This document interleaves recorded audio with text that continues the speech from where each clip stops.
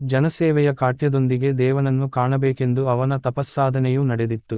ಆ ವೇಳೆಯಲ್ಲಿ ತಪಸ್ಸನ್ನು ಕೆಡಿಸಲು ಅನೇಕ ದುರ್ಗುಣಗಳು ಜರೋಸ್ತರನ ಮನಸ್ಸನ್ನು ಪೀಡಿಸತೊಡಗಿದುವು. ಆದರೆ ಸ್ಥಿತಮನು, ಪ್ರಾಣಹೋದರೂ ಚಿಂತೆಯಿಲ್ಲ, ನಾನು ಈಶ್ವರನ ಆರಾಧನೆಯನ್ನು ಎಂದೂ ಬಿಡಲಿಕ್ಕಿಲ್ಲ ಎಂದು ದೃಢಪ್ರತಿಜ್ಞೆ ಮಾಡಿದನು. ತನ್ನ ಮನಸ್ಸಿಗೆ ಶಾಂತಿ ಸಿಗುವ ವರೆಗೆ ಅವನು ತಪಶ್ಚರವನ್ನು ಮಾಡಿದನು. ಇದರಿಂದ ಅವನಲ್ಲಿ ತೇಜಸ್ಸು ಹುಟ್ಟಿತು. ಜನರು ಅವನ ಮುಖದ ಕಾಂತಿಗೆ ಮೆಚ್ಚಿ ಜರೋಸ್ತರ್, ಎಂದರೆ ಚಿನ್ನದ ಹೊಳಪಿನ ತೇಜಸ್ವಿ, ಎಂದು ಕರೆಯ ಹತ್ತಿದರು. ತಪಸ್ಸನ್ನು ಮುಗಿಸಿ ಜೂರೋಸ್ತರನು ತಿರುಗಿ ಮನೆಗೆ ಬಂದನು. ಆಗ ಅವನಿಗೆ 30 ವರುಷಗಳಾಗಿದ್ದುವು. ಅವನು ಜನರಿಗೆ ಒಳ್ಳೆಯ ಮಾರ್ಗದಿಂದ ನಡೆಯುವಂತೆ ಬೋಧಿಸತೊಡಗಿದನು. ದೇವರು ಎಲ್ಲರಿಗಿಂತ ದೊಡ್ಡವನು, ಅವನೇ ನಮ್ಮನ್ನೆಲ್ಲ ಕಾಪಾಡುವವನು. ಮಾನವರೆಲ್ಲರೂ ದೇವರ ಭಕ್ತರಾಗಬೇಕು. ದಾನಧರ್ಮ, ಪರೋಪಕಾರ, ಜನಸೇವೆ ಇವೇ ದೇವರ ಪ್ರೀತಿಯ ಕೆಲಸಗಳು. ಇವುಗಳನ್ನು ಪ್ರತಿಯೊಬ್ಬ ಮಾನವನು ಮಾಡುತ್ತಿರಬೇಕು. ಇದೇ ನಿಜವಾದ ಧಮ್ಮದ ದಾರಿ. ಜೂರೋಸ್ತರನು ಜನರಿಗೆ ಬೋಧಿಸಿದ ಮುಖ್ಯ ಮಾತುಗಳಿವು. ಮೊದಮೊದಲು ಜೂರೋಸ್ತರನ ಉಪದೇಶವನ್ನು ಯಾರೂ ಕೇಳಲಿಲ್ಲ.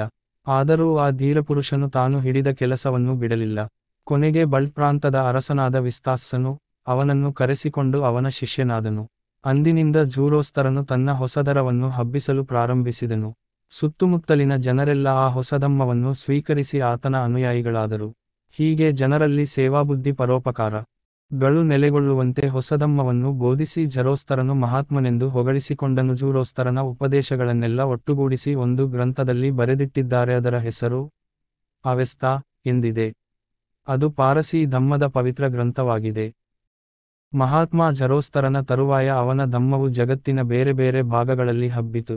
ಈಗ ನಮ್ಮ ಭಾರತದಲ್ಲಿ ಸುಮಾರು 2 ಲಕ್ಷದಷ್ಟು ಪಾರಸೀ ಧಮ್ಮದ ಜನರಿದ್ದಾರೆ. ಅವರ ಪೂರ್ವಜರು ಇರಾನದಿಂದ ಓಡಿಬಂದು ಭಾರತದಲ್ಲಿ ಆಶ್ರಯ ಪಡೆದರು. ಅವರು ದೊಡ್ಡ ದೊಡ್ಡ ಪಟ್ಟಣಗಳಲ್ಲಿ ಇದ್ದುಕೊಂಡು ವ್ಯಾಪಾರ ಉದ್ಯೋಗಗಳನ್ನು ಮಾಡುತ್ತಾರೆ. ಪಾರಸೀ ಜನರು ಊರೋಸ್ತರನ ಉಪದೇಶಗಳನ್ನು ಬಹು ಭಕ್ತಿಯಿಂದ ಪಾಲಿಸುತ್ತಾರೆ. ಪರೋಪಕಾರವೇ ಅವರ ಧಮ್ಮದ ಮುಖ್ಯ ಆಚಾರವಾಗಿದೆ. ಮನುಷ್ಯನು ಬದುಕಿರುವಾಗ ಅವನು ಪರೋಪಕಾರಕ್ಕಾಗಿಯೇ ದುಡಿಯುತ್ತಿರಬೇಕು. ಇಷ್ಟೇ ಅಲ್ಲ, ಸತ್ತ ಮೇಲೆಯೂ ಆತನ ದೇಹವು ಪರೋಪಕಾರಕ್ಕೆ ಉಪಯೋಗವಾಗಬೇಕೆಂದು ಅವರ ಧಮ್ಮದ ಕಟ್ಟಳೆ. ಅದಕ್ಕಾಗಿಯೇ ಪಾರಸೀ ಜನರು ತಮ್ಮ ಹೆಣಗಳನ್ನು ಹೂಳುವುದಿಲ್ಲ, ದಹನ ಮಾಡುವುದೂ ಇಲ್ಲ. ಸ್ಮಶಾನದಲ್ಲಿರುವ ಎತ್ತರವಾದ ಒಂದು ಜಗುಲಿಯ ಮೇಲೆ ಬರಿಮೈಯಿಂದ ಹೆಣವನ್ನು ಇಟ್ಟು ಬಿಡುತ್ತಾರೆ. ಅದನ್ನು ಹದ್ದು ಕಾಗೆಗಳು ಹರಿದು ತಿಂದು ಬಿಡುವುವು. ಇದರಿಂದ ದೇಹದ ಸದುಪಯೋಗವಾದಂತಾಗುವುದು ಎಂದು ಅವರ ನಂಬುಗೆ. ಇಂದಿಗೆ ಸುಮಾರು 3000 ವರುಷಗಳ ಹಿಂದೆ ಆಗಿಹೋದ ಆ ಮಹಾತ್ಮನ ಕೀರ್ತಿಯು ಈಗಲೂ ಜಗತ್ತಿನ ತುಂಬ ಪಸರಿಸಿದೆ. ಆದುದರಿಂದಲೇ ಜನರು ವರುಷವೂ ಆತನ ಜಯಂತಿಯನ್ನು ಆಚರಿಸುತ್ತಾರೆ.